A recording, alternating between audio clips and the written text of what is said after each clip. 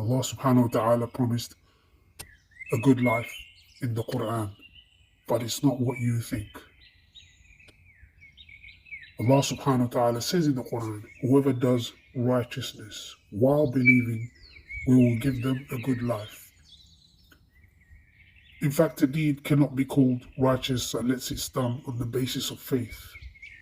And the faith which inspires one to do good is certain faith that leads to physical actions, both obligatory and recommended by the Sunnah of the Prophet sallallahu alaihi wasallam. So whoever combines faith and righteous deeds, we will give them a good life.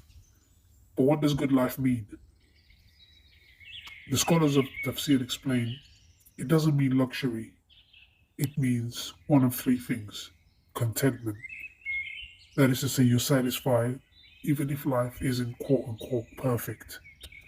2, psychological peace. Your heart isn't constantly anxious about the future or constantly thinking about the past, what if and the could haves.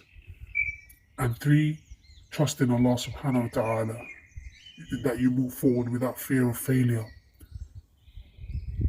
Here's the key insight. With these 3 things, or one of these 3 things, your heart is at peace. And if it's at peace, it's able to focus on its targets, its goals. A peaceful heart creates, but a fearful heart hesitates. Anxiety will drain your energy as a result of not attaining contentment, not having psychological peace, not having a trust in Allah. And this all comes back to faith-based actions, performing actions, day-to-day actions, seeking the face of Allah subhanahu wa ta'ala, in line with the Sunnah of the Prophet sallallahu alaihi wasallam. Whoever does righteous deeds whilst a believer, we will give them a good life. So the Qur'an's formula for good life isn't wealth, it's faith plus righteous action. When the heart trusts Allah subhanahu wa ta'ala, even ordinary life feels extraordinary. This is ḥayāh ṭayyibah.